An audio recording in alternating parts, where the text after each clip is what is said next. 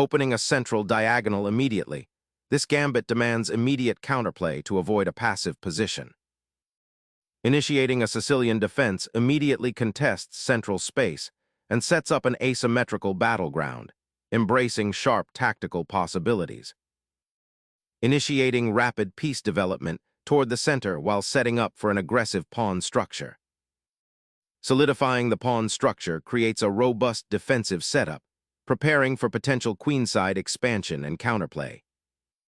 Unleashing a check, white disrupts black's pawn structure and aims to exploit potential weaknesses on the queenside. Shielding the king's diagonal, nd7 offers a solid defensive posture, preparing for potential pawn advances and reinforcing the center's structure. Securing the central pawn's advance, this move builds a solid pawn chain, preparing for future queenside expansion while reinforcing d4. Developing the knight actively challenges white's center control and prepares for castling, a crucial step in fortifying the king. Safely retreating the bishop opens lines for piece development, while maintaining a watchful eye on black's central pawn structure.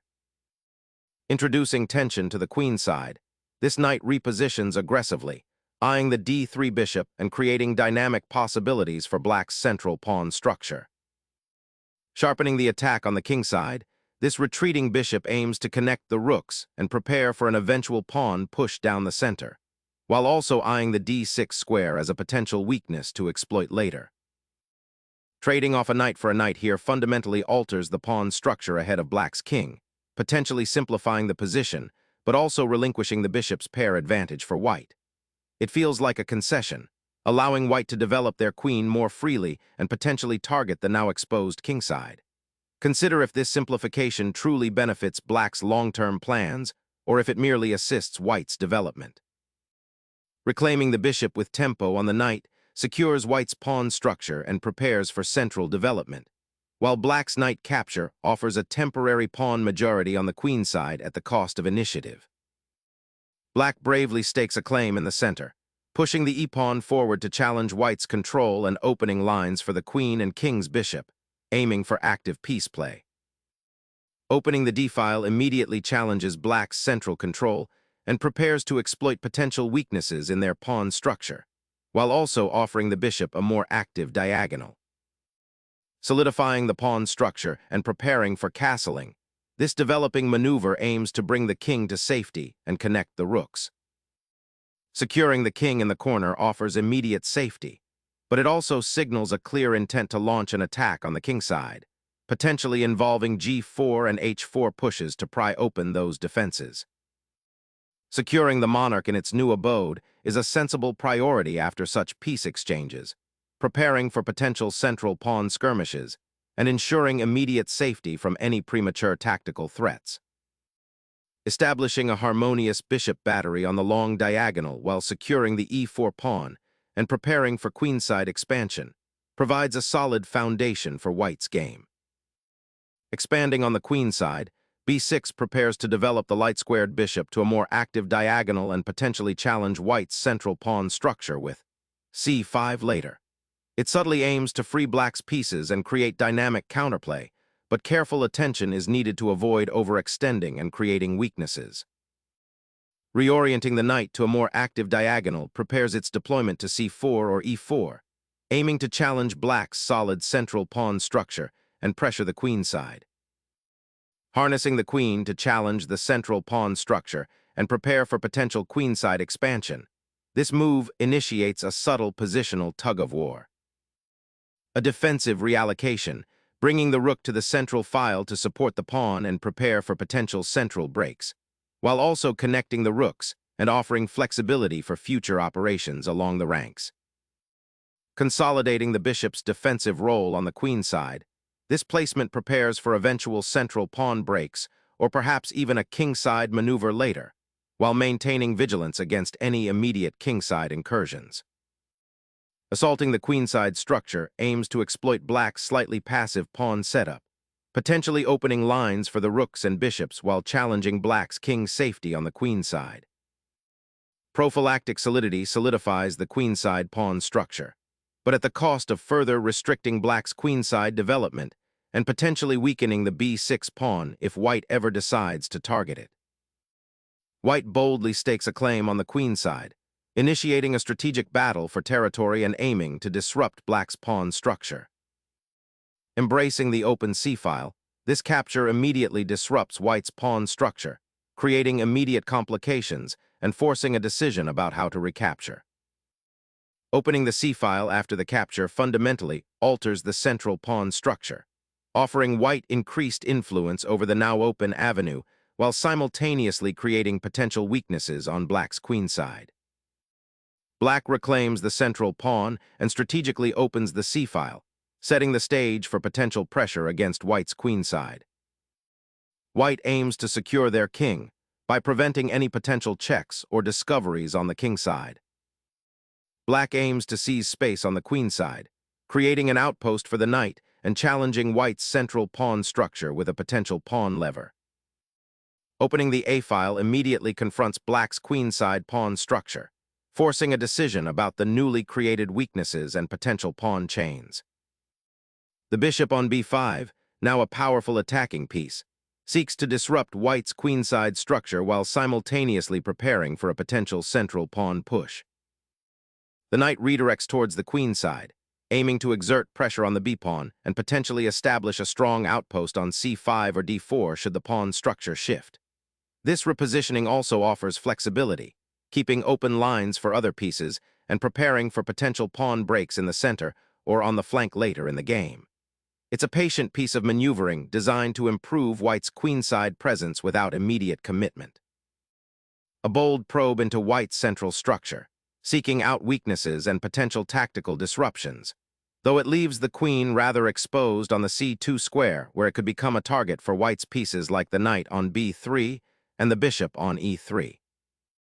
Pushing the pawn to d5 fundamentally alters the pawn structure, creating a central blockade that limits black's mobility and restricts the long diagonal for their light-squared bishop, while simultaneously opening the e-file for potential future knight outposts. The queens depart, signaling a significant shift towards the endgame. Black opts to remove the immediate pressure on the d-file, accepting the exchange of queens rather than allowing white's knight to occupy a potentially more active post on c5 or a more secure one on b3. While it simplifies the position and removes a key attacking piece for white, it also relinquishes black's strongest piece and the potential for queenside expansion via the b-pawn. This decision needs careful evaluation regarding piece coordination and the long-term prospects of the remaining pawns. Recapturing the rook with the other rook now solidifies white's central pawn presence, creating a potential outpost for the knight on d3 and preparing to contest the open files. Opening up the c-file for the rook offers immediate pressure, but it also creates a potential target for white's knights, particularly if the rook is forced to retreat. A bold sortie into black's territory, this knight's relocation aims to disrupt the harmony of black's queenside control and potentially exploit the exposed c4 bishop. Retrieving the rook from its passive post, this maneuver boldly contests the open b-file, forcing white's knight to shift from its commanding outpost. Reclaiming the open file is paramount here, establishing pressure along the c-file that black's rook on c4 currently dominates. White sacrifices a tempo on the bishop to achieve this, aiming to force a response and potentially create weaknesses in black's pawn structure or force the exchange of pieces. This maneuver is designed to activate the rook and challenge black's control, setting the stage for potential future advances or creating opportunities if black mismanages the resulting pressure. Intriguing counterplay is emerging as black repositions the rook to harass white's advanced knight, aiming to disrupt the queenside structure and perhaps pry open the file for potential infiltration. The knight's sharp descent to c6 dramatically disrupts black's queenside harmony, challenging the beleaguered rook and forcing a critical decision about its retreat or sacrifice, thereby initiating a phase where white aims to exploit the structural weaknesses created by black's pawn advances. The initiative shifts dramatically as the rook is voluntarily surrendered, a bold sacrifice that aims to disrupt white's control of the c-file and potentially open lines for counterplay.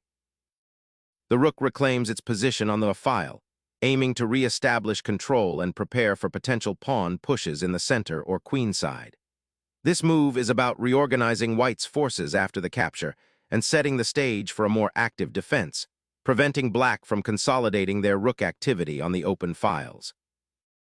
The Black king cautiously emerges from its protective pawn shelter, a necessary step to centralize its defense and prepare for potential future activity, while simultaneously acknowledging the open files and potential weaknesses that the recent exchanges have created. Solidifying the kingside structure after the exchange of rooks, this maneuver prepares a potential advance of the kingside pawns, aiming to restrict Black's maneuvering space and perhaps generate counterplay later. The bishop tucks itself away to a square that might seem passive at first glance, but it's a clever repositioning aimed at anchoring the pawn chain and preparing for potential pawn breaks or simply holding off White's advancing kingside threats. Notice how this seemingly quiet retreat might later facilitate a regrouping of Black's minor pieces, eyeing the e4 square or offering defensive support for the vulnerable king. This is about slow positional building, not immediate fireworks.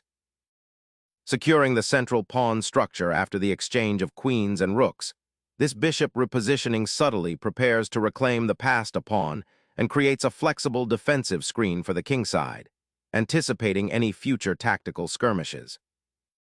Challenging the bishop's placement initiates a crucial pawn restructuring, aiming to create dynamic play by dislodging the imposing white bishop and potentially opening lines for future counteractivity.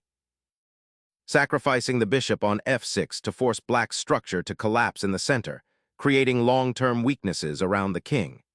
This opens up lines for your remaining pieces and aims to exploit the now isolated d-pawn. The bishop's retreat to the back rank, while seemingly defensive, surrenders valuable central influence and allows White's pieces to flood Black's position. This offers a stark contrast to how a dynamic piece could have been utilized to contest the initiative, perhaps by challenging the now unobstructed d-file or by threatening White's still somewhat awkward knight. The resulting passivity opens up avenues for White to exert pressure on the kingside, potentially leading to a slow but crushing encirclement. The rook's journey to the queenside aims to disrupt Black's bishop's influence and potentially create weaknesses on that flank, shifting the battle from the center. The bishop's journey to b5 aims to disrupt White's queenside structure and potentially fork the rook and knight, injecting dynamic possibilities into what might otherwise become a passive endgame. Reclaiming the initiative on the kingside, the bishop's repositioning aims to disrupt Black's burgeoning central influence and potentially threaten the vulnerable f6 pawn if Black isn't careful with their defensive setup. The bishop retreats to d8, a somewhat passive square, aiming to consolidate the pieces and potentially prepare a regrouping. This repositioning allows the knight on f6 to support the d-pawn and offers some defensive coverage for the kingside, while the rook on c8 now has a clearer path to potentially participate in action on the c-file or even the queenside if the opportunity arises. It signals a desire to avoid immediate tactical skirmishes and focus on building a more solid defensive structure. Launching a pawn thrust up the kingside here, 30. h4 signals a bold intention to expand space and potentially create attacking avenues, a departure from the solid positioning White has maintained, aiming to seize the initiative by challenging Black's pawn structure and forcing a reaction on that flank. Recoloring the piece back to the c8 square to establish a defensive shield against any potential knight incursions on the d8 square, while simultaneously preparing to contest the open c-file. Reasserting pressure on the f-file, rf3 aims to exploit the doubled pawns on the queenside and potentially create attacking opportunities against the Black king, which is showing some early signs of exposure. A bold attempt to reroute the bishop, but it leaves the kingside momentarily exposed and ignores the pressure accumulating on the file after White's rook maneuvers. Reclaiming the initiative from Black's aggressive bishop thrust, the rook on b3 now targets the potentially weak b5 pawn, creating a new axis of pressure while simultaneously preparing to defend the d5 pawn if necessary. A bold sacrifice, sacrificing material to expose the White king's safety to immediate danger. The king, now exposed to the open diagonal, becomes a significant target for Black's remaining active pieces, demanding careful defensive attention and potentially limiting White's offensive aspirations. Sacrificing the bishop for a pawn might seem straightforward, but it initiates a complex endgame transition where white gains a significant pawn majority on the kingside, a promising structure for advancement, while black's central pawns become isolated and potentially weak targets, demanding careful defense and precise maneuvering to avoid being overwhelmed by white's advancing forces. Reclaiming the open file with the rook reestablishes some positional pressure, though black's bishop outpost on d8 remains a significant hurdle to overcome.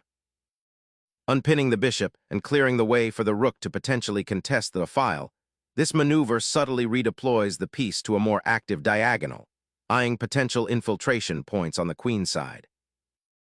The knight's leap to a5 aims to disrupt black's pawn structure, potentially creating weaknesses on the queen side while also eyeing the vulnerable bishop on b6. Seeking to untangle the somewhat cramped position, black repositions their monarch to a more active square, potentially preparing for further pawn advances or defensive adjustments on the kingside as the opponent's knight lurks aggressively. Repositioning the rook to the c-file initiates a strategic battle for control of this open path, aiming to put pressure on black's potentially vulnerable pawns. Sensing an opportunity, black boldly seeks to activate the rook along the open file, aiming to disrupt white's coordination and perhaps force pawn concessions. Relocating the rook to the third rank prepares to contest the b-file or potentially shift to the kingside, aiming to dislodge the enemy bishop from its active diagonal. The bishop finds a more active square, eyeing the queenside pawns and creating pressure along the third rank. Preparing to reassert control over the open c-file, white aims to disrupt black's coordinated pieces by repositioning the rook to a more aggressive square. Challenging the advanced rook's position by forcing it to reevaluate its active placement, this maneuver aims to disrupt white's coordination and potentially create new attacking avenues. Repositioning the knight to b3 aims to create new attacking opportunities on the queen side, potentially eyeing squares like c5 or a5 to pressure black's extended pawns and coordinate with the rook if the b-file opens. Tightening the pawn chain and creating space for the king to potentially evade danger marks a thoughtful defensive maneuver amidst this tense positional struggle.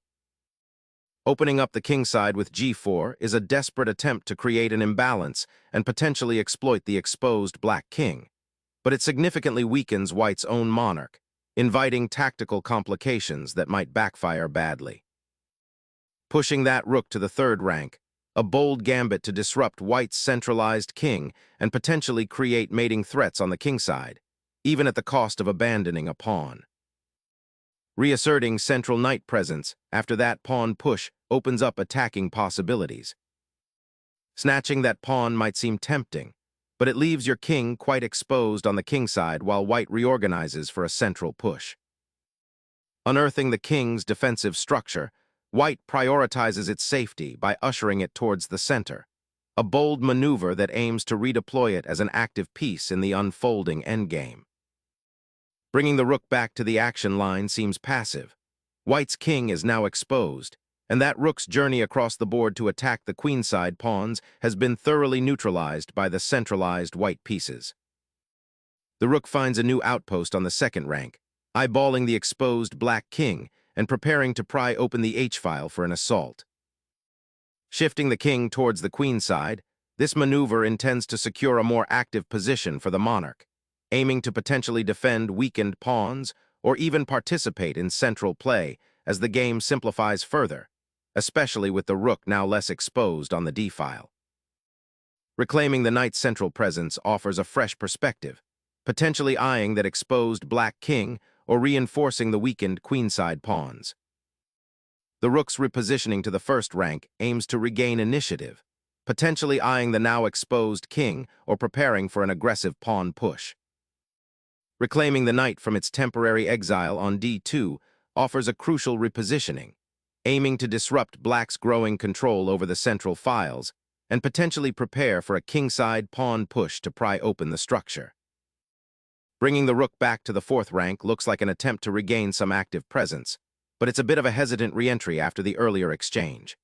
White's pieces are starting to look more consolidated, especially the knight on c3, which could become problematic, The problem here is that the rook on b4 isn't doing much to disrupt white's plans, and it leaves the pawns on the queen side somewhat vulnerable to future advances or infiltration. It feels like black is reacting rather than proactively shaping the position, and this might allow white to slowly tighten the screws. Reuniting the king with its remaining fighting force across the center of the board is the immediate priority, preparing for a potential shift towards the queen side or a more active central role as the endgame solidifies.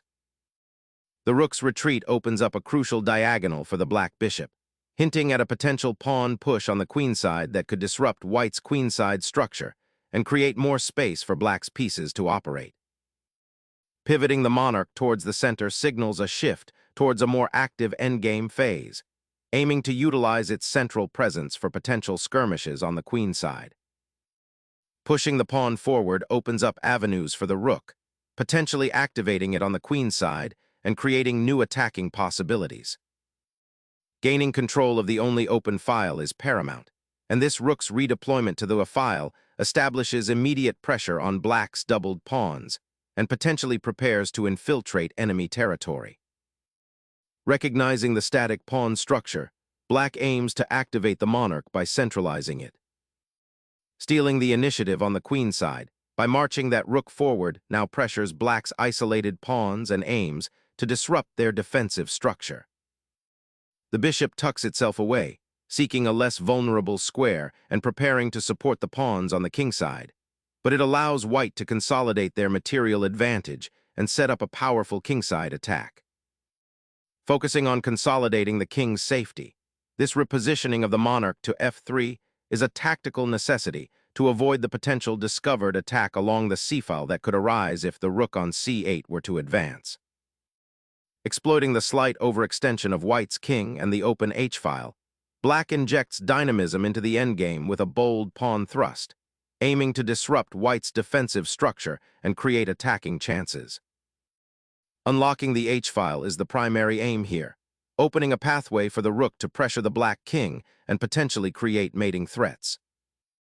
Instantly shifting the pawn structure, this capture opens a vital diagonal for the rook and simultaneously prepares to challenge the advanced white knight on the queen side, aiming to disrupt white's coordinated piece play and create counterplay for black's isolated king. The rook's journey to the queen side aims to disrupt black's advancing pawn chain and potentially create new attacking opportunities, or even force a trade that eases white's defensive burden. Suddenly, the position ignites with a pawn thrust designed to disrupt the static nature of the queen side and open lines for counterplay, potentially creating imbalances that white might struggle to contain. Exploiting the open file, white embraces a material imbalance to seize control of the crucial 7th rank, aiming to coordinate their remaining pieces for a decisive assault on black's exposed king.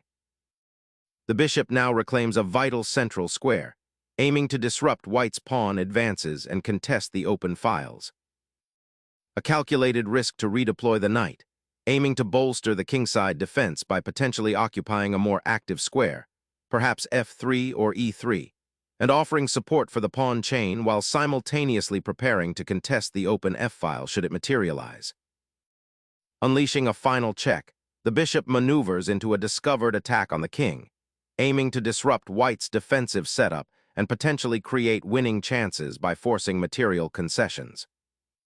Navigating towards safety becomes paramount as the monarch seeks refuge from the advancing pawn storm and the potential mating threats that lie dormant.